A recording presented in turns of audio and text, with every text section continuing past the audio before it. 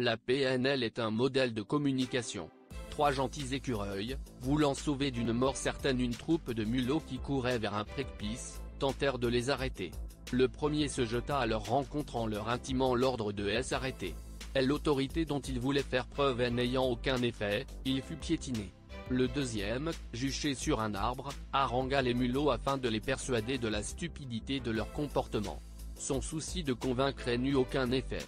Le troisième, ne disait rien, se plaça en tête de la troupe, se mit à courir au même rythme et dans la même direction qu'elle, puis, lorsqu'il se sentit bien intégré et accordé à tous, il bifurqua et les entraîna loin du précipice.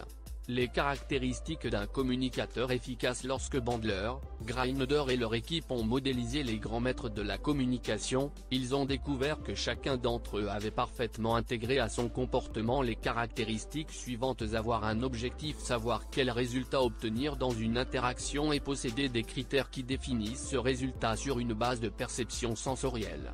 Avoir de l'acuité sensorielle, posséder une acuité sensorielle hautement développée afin de pouvoir détecter tous les indices sensoriels nécessaires pour évaluer l'impact des interventions et le moment où rencontrer son objectif.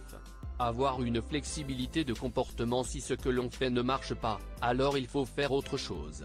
Faire plus de la même chose signifie généralement obtenir plus du même résultat.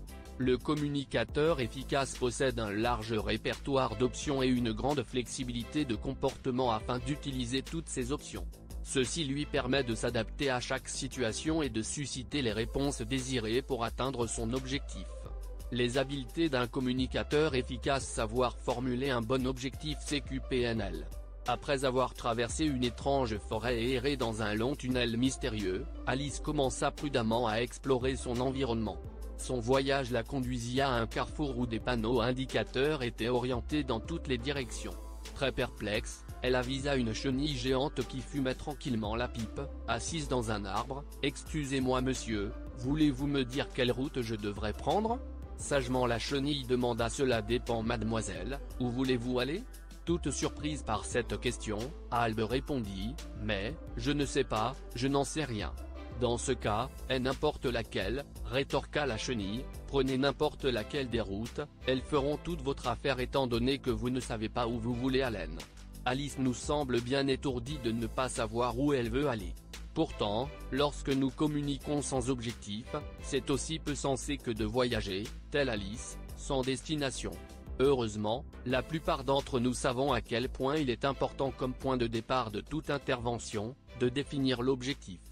C'est un processus laborieux et un exercice qui requiert beaucoup de précision. La PNL s'avère très précieuse dans ce processus et aucune autre approche ne se soucie autant de l'objectif qu'elle. En effet, les créateurs de la PNL ont identifié et codifié la manière d'atteindre ces objectifs en élaborant des outils performants et une méthodologie très rigoureuse.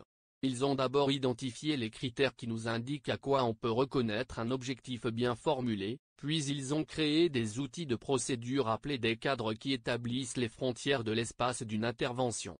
L'un de ces cadres est le cadre objectif. En réalité, c'est un métacadre puisqu'il intègre tous les autres cadres. Les critères d'un bon objectif. Pour être pertinent et complet, un objectif est assujetti à un certain nombre de conditions. Il se doit d'être. Premièrement, formulé en termes positifs. Un bon objectif est formulé de façon positive, car la négation est un concept de langage, le cerveau doit se représenter l'acte non voulu pour en imaginer la négation. Il faut donc dire je veux acquérir une silhouette svelte et non je veux perdre du poids. Deuxième, spécifique et contextualisé. Un bon objectif est spécifique, c'est-à-dire formulé sur une base sensorielle vaco. De plus, il précise le contexte de la réalisation du changement désiré. Un objectif tel que je veux être heure X est trop vague, car il lui manque un index de référence. 3M réaliste et atteignable. Un bon objectif est réaliste et atteignable. Sa réalisation doit dépendre exclusivement de la personne qui initie le changement et c'est elle qui porte l'entière responsabilité de l'objectif qu'elle choisit. 4. Vérifiable et observable. Un bon objectif est décrit explicitement en des termes sensoriels puisqu'un changement s'évalue uniquement à partir de données sensorielles. Il sera vérifiable à travers la perception de la personne qui le formule. Exemple, je sais que j'ai atteint mon objectif car je vois. J'entends. Je ressens. Je fais. Puis à travers la perception de quelqu'un d'autre, exemple, l'autre sait que j'ai atteint mon objectif car il voit. Il entend. Il me voit faire. 5e, écologique. Un bon objectif est écologique. Il est important de s'assurer que le changement ait un impact qui soit en harmonie et respecte l'environnement du sujet, famille, amis, collègues de travail, etc. Dernièrement, préserve les gains secondaires. Un bon objectif préserve les gains secondaires pour lesquels l'ancien comportement a été initié. Il est important de mettre à jour les avantages ou les bénéfices que procure ce comportement. En d'autres mots, il est important de découvrir ce que le client perdrait s'il atteignait son objectif. C'est ce que l'on appelle l'intention positive du comportement et on doit en tenir compte dans la formulation de l'objectif.